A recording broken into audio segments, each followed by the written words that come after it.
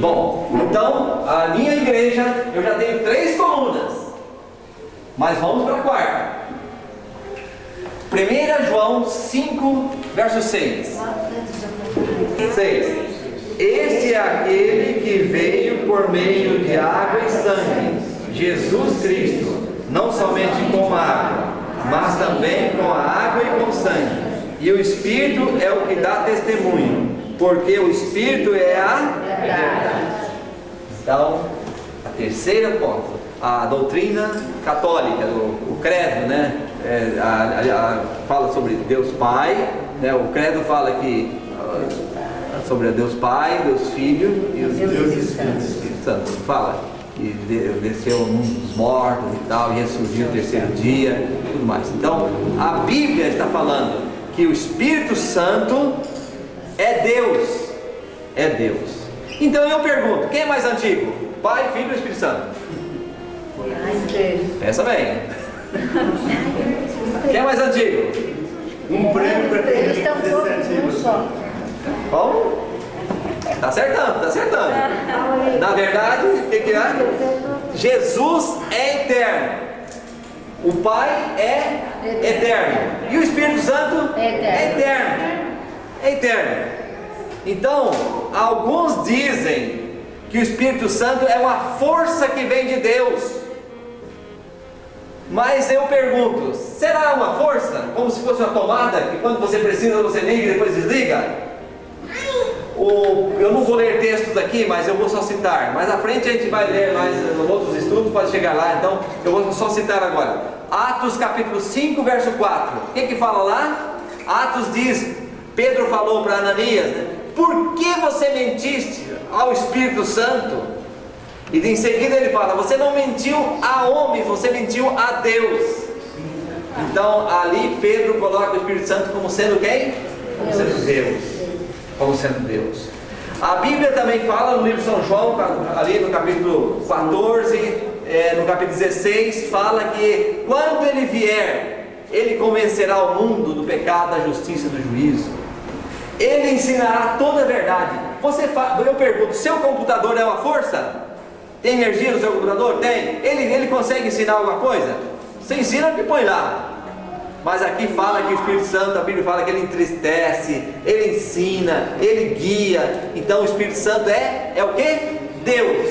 A igreja que eu estou atrás precisa também ter essa coluna. Qual é a coluna? O Espírito Santo é Deus, é eterno. Então nós precisamos de colunas aqui. Agora eu digo para você uma coisa, quase todas as religiões estão quase encaixando. Quando se perde um pouquinho, essa aqui, a maioria das religiões cristãs segue essa aqui, essa doutrina sobre Deus sendo verdadeiro. A Bíblia dizem que segue, mas dá uma bambeada feia aí, desculpa a expressão, vocês estão me entendendo? Sai do modo de interpretar, é diferente, também tem que ter cuidado aqui. Essa aqui, Jesus, dizem que aceitam Jesus, mas Jesus não é Deus. Outros aí tem um Jesus sem verdade, mas o Jesus da Bíblia tem verdade. E aqui então, essa terceira, Espírito Santo, há até mesmo no meio cristão, temos que abrir os olhos, porque há alguns que interpretam de forma diferente, dizendo que Jesus não é Deus. Nós entendemos, conforme nós mencionamos aqui, que Jesus é Deus, Deus Pai, Deus Filho, Deus Espírito Santo. Certo? Estamos juntos? Agora vamos para a última coluna, Salmos capítulo 119, versos 142 e o 151. Vamos lá, meio da Bíblia agora, Antigo Testamento. Vamos agora chegar aqui nesse verso. Esse é muito importante. Todos são importantes, mas olha o que ele diz aqui. Vamos juntos? A tua justiça é justiça eterna, e a tua lei é a própria verdade. O que é a própria verdade que está aqui? A lei de Deus. Verso 151 agora, mais embaixo, só um pouquinho, não muda a página da minha, nem precisa mudar a página. Fechou aí? Fechado? Então vamos lá. Tu estás perto, Senhor, e todos os teus mandamentos são verdade. Aí está o ponto. Aqui está o ponto. O pastor Eliel já colocou aqui.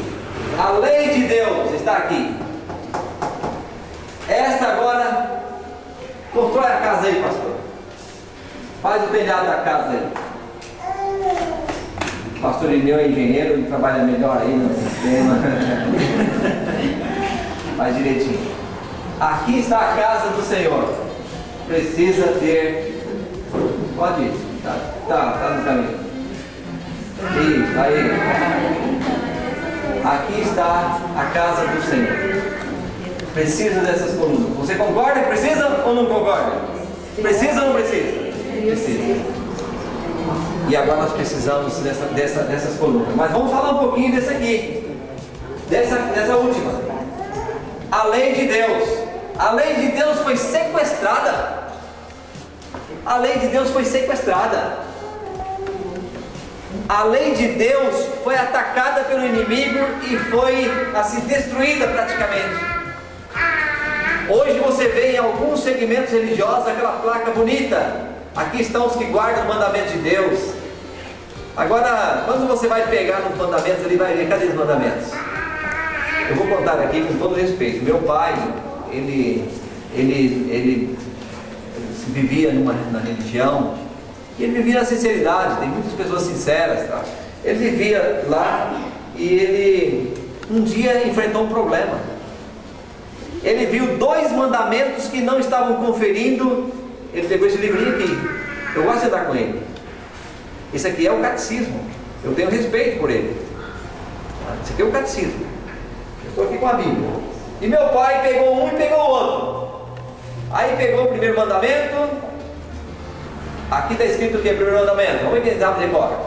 Amar a Deus por todas as coisas. Isso é importante. Mas ele pegou aqui no livro da Bíblia e conferiu que estava diferente. Acho que eu vou deixar o dever de casa, né? Ou quer que eu abra? Posso seguir? Posso. Ele encontrou diferença, que aqui amar a Deus sobre todas as coisas. Vamos conferir? A Bíblia está falando, sua Bíblia está na mão, tá? Você quer ler a sua Bíblia? Então pega aí. Pega a sua Bíblia. Êxodo capítulo 20. Capítulo 20, verso 3. Aqui vocês vão me ajudar. Aqui está dizendo amar a Deus sobre todas as coisas. E aqui está dizendo o que? Verso 3. Não terás outros deuses diante de mim. Está diferente? Tá, mas dá para fechar os olhos, não dá para fechar não? Vamos fazer de conta que ficar certo. Porque amar a Deus sobre todas as coisas é importante e é necessário também. Jesus falou sobre isso. Amar a Deus sobre todas as coisas.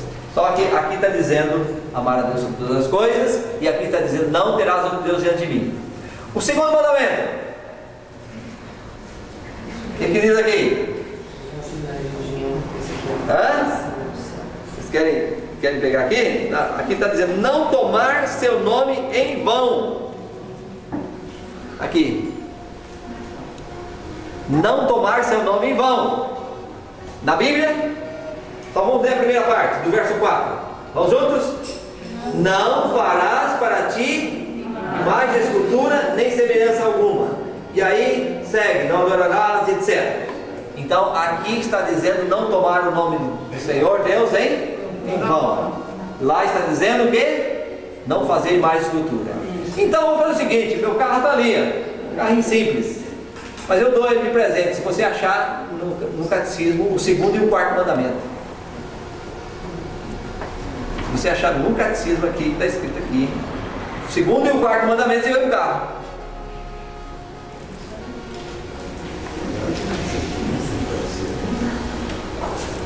Vai ficar sem carro.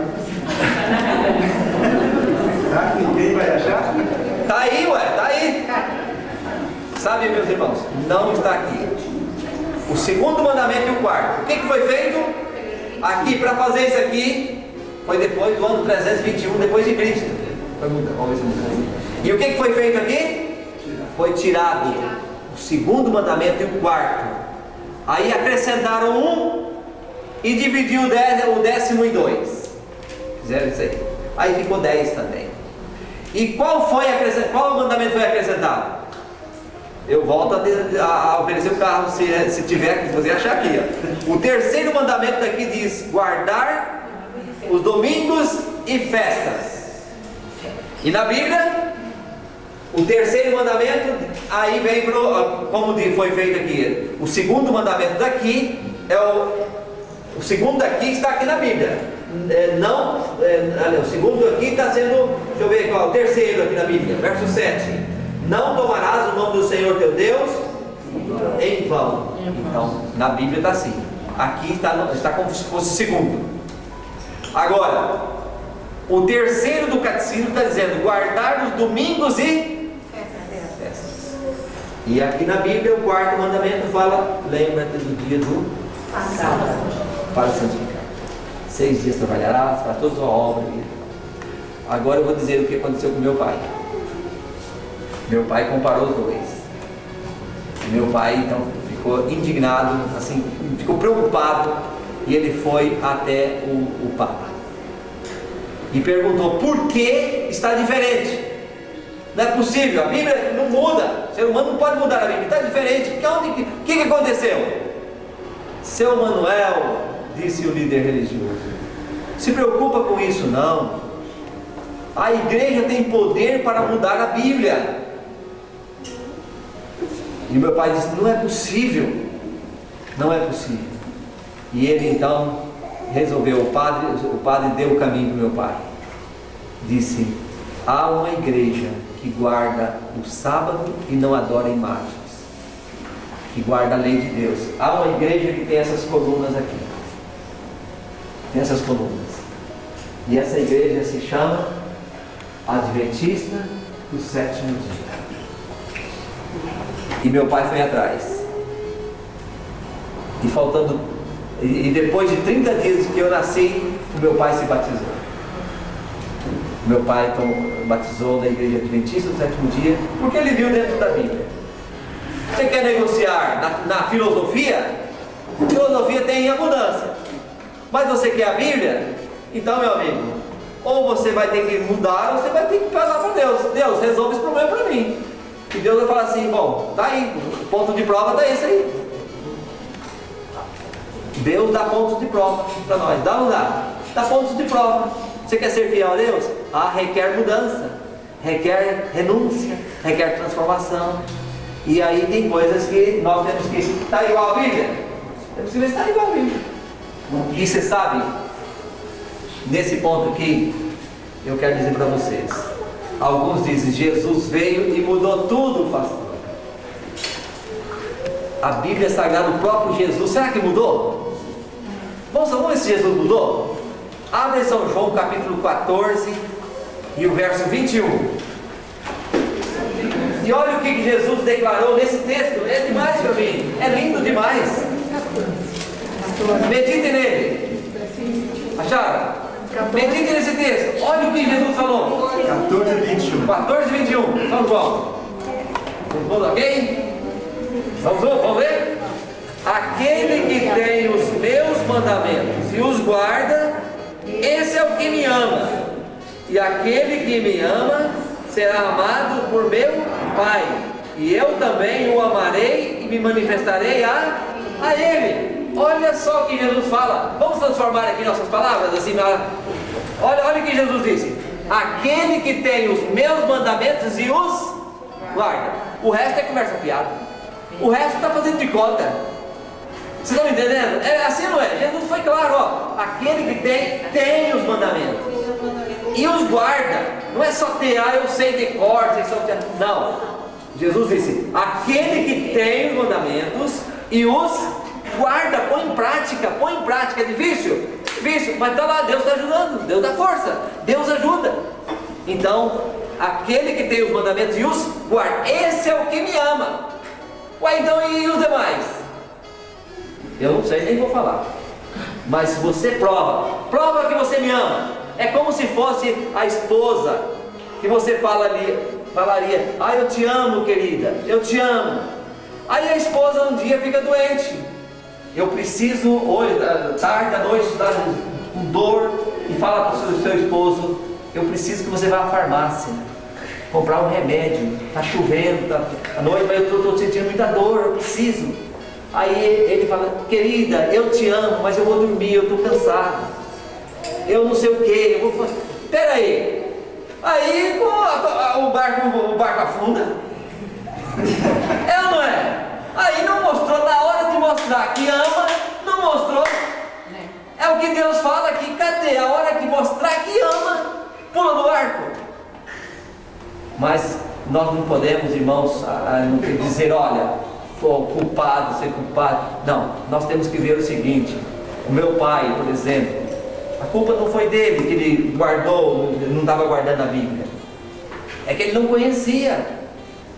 E muitos não conheceram, ou não conheciam também, ou não conhecem ainda. E Deus vai trabalhar com cada um de acordo com o conhecimento que a pessoa teve.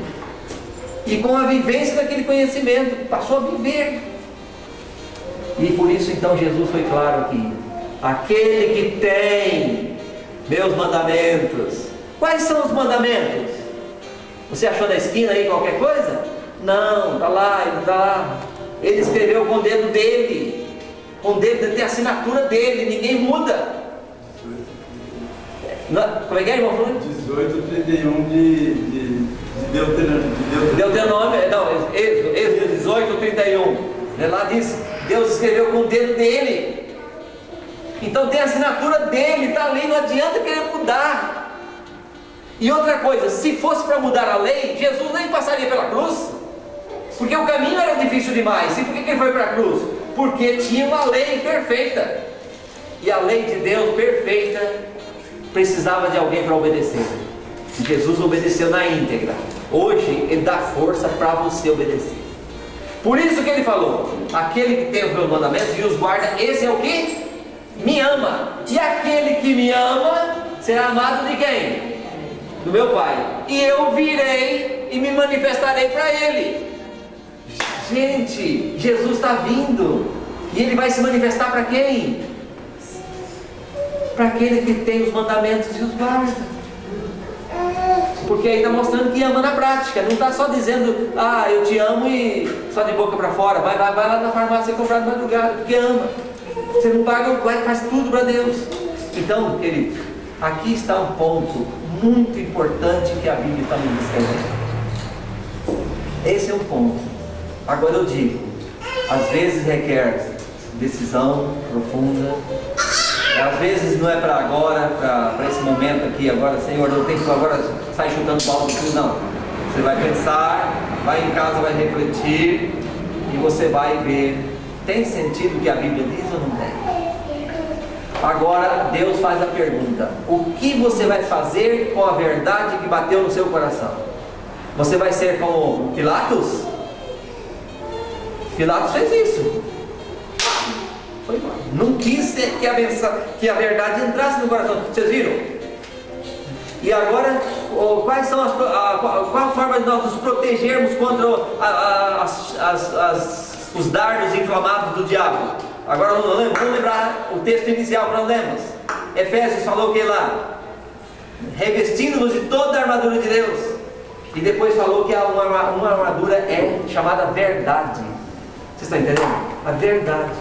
E agora então a Bíblia nos apresenta as colunas da verdade. Então esse é o nosso Deus maravilhoso. Para mim isso é muito importante. E para você? E para você?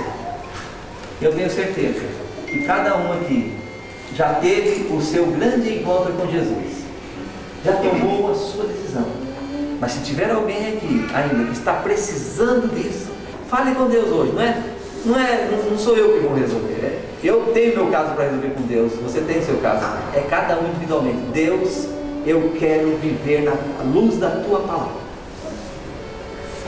Eu quero viver. E nós temos tido assim, passaríamos a noite falando sobre testemunhos de pessoas que se entregaram a Cristo, vivendo a sua palavra. Vivendo a sua palavra. Ah, mas isso é um peso. Não é um peso. Isto é uma alegria. É uma alegria. Porque estamos com a consciência tranquila, palavra do Senhor. Muito bem, nós conversamos um pouquinho agora sobre Deus. Agora vem aqui, vocês me ajudando na resposta. Vocês têm na Bíblia, 1 João 4:8, vocês têm aí o livrinho, pode levar para casa, pode conferir, tá bom? Então a pergunta é, qual é a essência do caráter de Deus? Qual é a essência do caráter de Deus? Quem que vocês colocariam aí? Já leram o texto bíblico? Alguém leu? Nós não vamos ler aqui porque o tempo, para não se estender muito, mas você pode depois então procurar. Mas a essência do caráter de Deus é amor. Tá? O universo foi programado para amar. Deus é um Deus de amor. Então você pode escrever aí, Deus é amor. Qual foi a maior prova do amor de Deus a todo mundo? Eu não vou ler o texto da Bíblia agora, para não prolongaria bastante, mas vocês podem em casa ficar como dever. Eu estou dando a resposta antecipada, tá? Não tem problema.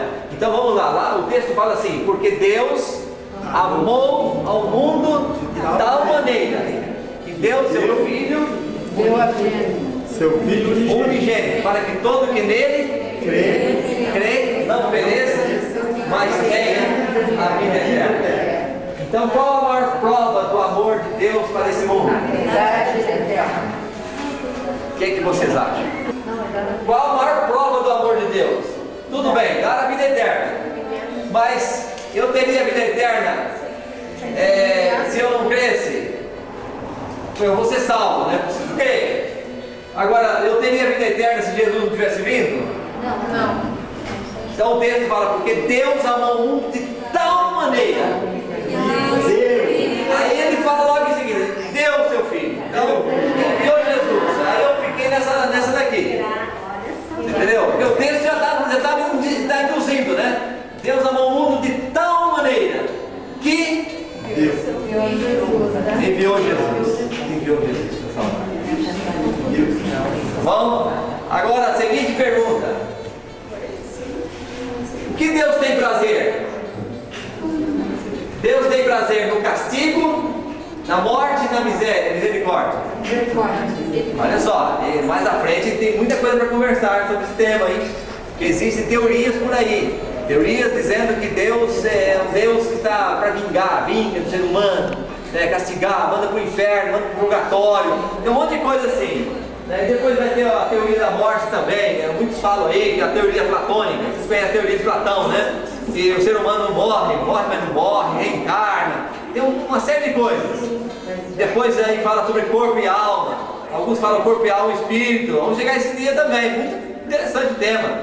O ser humano tem alma, ou ele é uma alma vivente, ou ele tem uma alma vivente.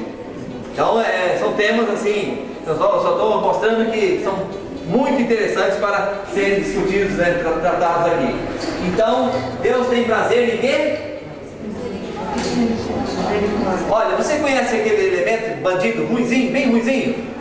Que você, quando ele morre, faz menos um na terra? Até para aquele Deus fala assim: eu não tenho prazer na morte dele, eu quero é que ele se arrependa. Ezequiel 33:19 fala sobre isso. Não tenho prazer na morte do ímpio, mas que ele se converta. Esse é o prazer de Deus. Você pensou que Deus maravilhoso, né? Que Deus maravilhoso.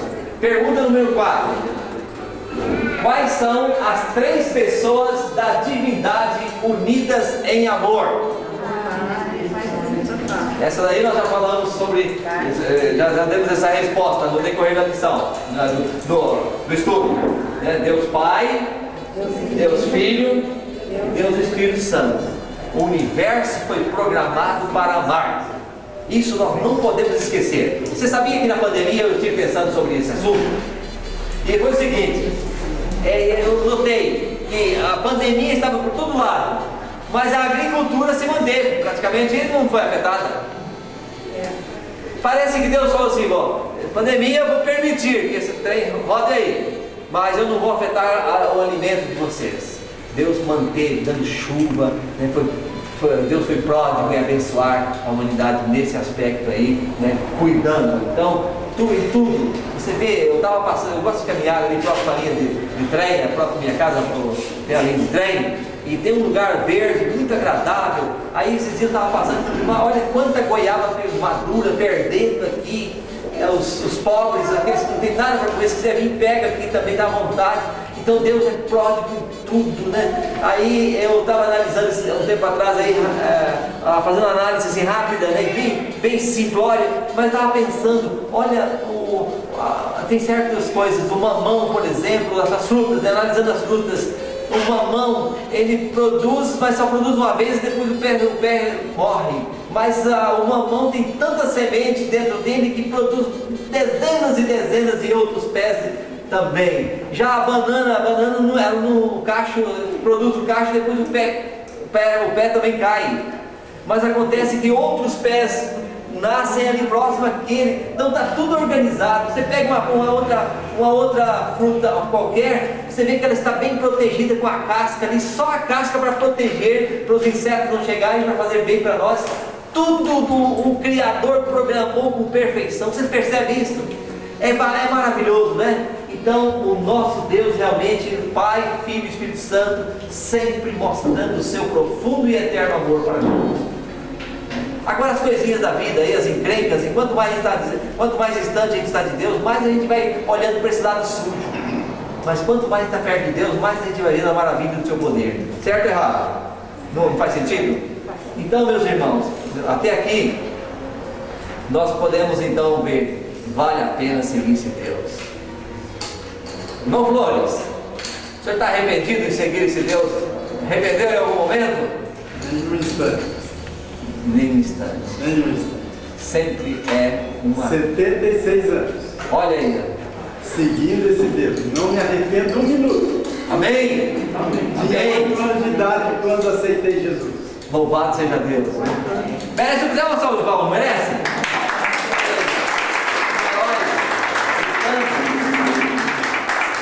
Isso é maravilhoso. Sempre seguindo esse Deus, passo a passo da vida. Maravilhoso isso. O seguinte pergunta. Vamos aqui. Ao que a Bíblia compara a compaixão de Deus? Salmos 33. Aí tem Salmos apresenta o quê? Aí Jesus fala o que sobre isso? Fala que ainda que um pai, o filho pede quem sabe um pão e o pai dá um escorpião, dá o quê? Uma pedra. Dá uma pedra. Ainda que o pai fizesse isso, Deus de modo algum daria coisa ruim para os seus filhos. De modo algum. Então, este é o nosso Deus. A compaixão de Deus é infinita. E aí tem outras partes, outras comparações do amor de Deus, vocês podem ler em casa, tá? E vamos para frente. A 6. Que imagem Jesus apresentou do Pai Celestial? Aquela imagem de se vós sendo maus, sabeis dar boas coisas para os seus filhos, quanto mais o vosso Pai Celestial dará coisas boas para para os seus filhos também. Então, aqui já mostra Jesus, Deus é infinitamente amor e melhor do que tudo que a gente possa comparar. Estamos juntos? É certo ou errado? Então, vamos para a última pergunta agora. O que pode nos separar do amor de Deus? Eu não sei se essa pergunta aí nós poderíamos fazer dessa maneira, mas o que pode nos separar? Pode ter duas respostas na minha mente. Primeiro, tem muita coisa que pode separar do amor de Deus. As atrações do mundo, minhas decisões que eu tomo separam do amor de Deus, a indisposição de seguir seus mandamentos separa do amor de Deus, de viver o cristianismo prático, muitas coisas podem separar. Porém, o verdadeiro cristão, aqui está falando do cristão que decidiu do lado de Deus, o que separa? Aí o apóstolo São Paulo então fala: porque eu estou certo de que nem a morte, nem a vida, nem os anjos, nem principados, potestade, nem o presente, nem o porvir, nem a altura, nem profundidade, nem alguma outra criatura nos poderá separar do amor de Deus. Nada deve nos separar do amor de Deus. Nada.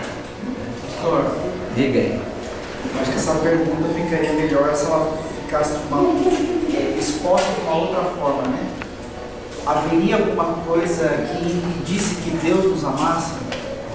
E aí Paulo vai dizer o seguinte: não tem nada nesse mundo que poderia levar a Deus a deixar de nos amar, nem a morte, o céu, nem isso que ele disse. Eu gostei demais desse estudo, porque esse estudo ele revela o caráter de Deus. A essência de Deus é, como o título diz, é amor. É amor. Até mesmo quando ele está julgando os seus atos de justiça, são baseados e pautados no amor. É que primeiro Deus coloca você no caminho dele e depois fala: filho, seja obediente. Seja obediente, não para ser salvo, mas porque foi salvo. Tem diferença? Tem diferença. Você foi salvo por Jesus. Jesus te amou tanto. Agora ele fala: filho, anda no meu caminho. Anda no meu caminho. E ele tem prazer em ver os seus filhos no caminho dele. E aí está, né, o caráter de Deus. É muito claro na palavra, na Bíblia Sagrada. Deus é um Deus de amor. Mas se você vai para um outro lado, você vai encontrar um Deus de quê? De justiça. Aí você fala: como conciliar as duas coisas? Dá para conciliar? Dá. Porque Deus sabe que você e eu, nós temos limites. Nós não conseguimos andar sozinhos nessa terra. E nós nunca chegaremos no céu sozinhos. Nós chegaremos pela graça desse Deus de amor. Pela graça de Jesus. Então, Deus não nos libera a sermos desobedientes, a cruzar os braços, mas Ele nos chama para andar no caminho do bem, da obediência, fazendo a vontade dEle, né? E vendo e enxergando o amor dEle para conosco. Ok, terminamos essa parte aqui. Alguma coisa a mais que vocês querem, alguma pergunta? Podemos seguir? Eu só vou fazer aqui a consideração final que menciona aqui, ó. Dicas para conhecer a Deus mais de perto. Coloque Deus em primeiro lugar a cada dia. Ame a Deus de todo o coração e o próximo como a si mesmo. Ame e escolha todas as pessoas, principalmente as mais vulneráveis. Que chamado para nós também aqui, não é não? Que chamado importante. Quero ser verdadeiro em minhas ações e intenções para com Ele e para com outras pessoas. Eu termino aqui então dizendo que está a palavra de Deus. Deus nos chama para que vivamos, né, a verdadeira dimensão do cristianismo ao lado dele, preparando para o céu. Jesus está voltando aí e nós então, Ele quer nos encontrar no céu, quer que nós estejamos lá. Que Deus abençoe. E vocês são pessoas maravilhosas. Vocês foram tão assim participativos na intenção, fizeram poucas perguntas, mas demonstraram que compreenderam tudo ou nada. Mas eu acho que aprenderam boas coisas, devem ter ficado, né? Brincadeira à parte, muito obrigado. Deus abençoe vocês. Muito bem, que aula, né? Eu lembrei das minhas aulas de teologia, né? Que aula. Muito obrigado, pastor e doutor, por mostrar pra gente as colunas da verdade, mostrar o caráter de Deus para nós. Na semana que vem nós temos mais, aqui na terça-feira. Venham, tragam amigos aqui, a irmã Glória e esqueci, Dora, né? Graça e Jane. Trouxeram 3 amigas hoje, né? Que alegria. Muito obrigado. E assim nosso grupo vai crescendo. Temos uma família aqui mais também, está crescendo. Então, todos estão convidados e vamos vir aqui na terça-feira que vem. Um abraço para todos. Obrigado. Olha só, obrigado. a maior alegria nossa é ver vocês no céu. E eu estou lutando para isso, e vocês? Vamos lutar. Estamos bem pertinho da final da estrada. A gente vê tudo indicando que Jesus está voltando. E nós, aquilo que a gente sabe, se é muito ou pouco, eu sei, eu considero que tem muita estrada para correr, para aprender. Mas aquilo que a gente sabe, vamos falar com nossos irmãos. Vamos dizer, Jesus está voltando. Vamos viver a dimensão da fé e da verdade que nós conhecemos. E Deus vai nos abençoar e vai nos recompensar com a vida eterna. E o título, Restaurando o Bem. Fantástico, fantástico. Tá bom. Tá. Deixa eu fazer uma oração para despedir esse povo do livro. Vamos lá, vamos fazer lá nessa oração então. Vocês querem ficar em pé ou sentados mesmo? Fica à vontade. Vamos orar, nossa Deus. Senhor, obrigado, porque o Senhor nos concede a oportunidade de conhecer mais os teus ensinos e nos preparar melhor para chegar no céu. Amém, Pai.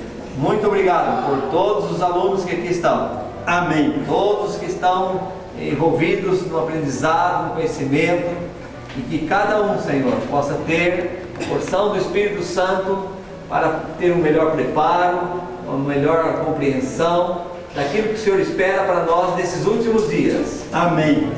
Obrigado, Senhor, pela equipe que está trabalhando, preparando esse evento. Obrigado porque o Senhor nos ama. Obrigado porque Jesus morreu por nós. Amém. Despeça-nos a tua paz, a tua bênção, em nome de Jesus. Amém. Amém. Amém. Deus abençoe a todos. Amém.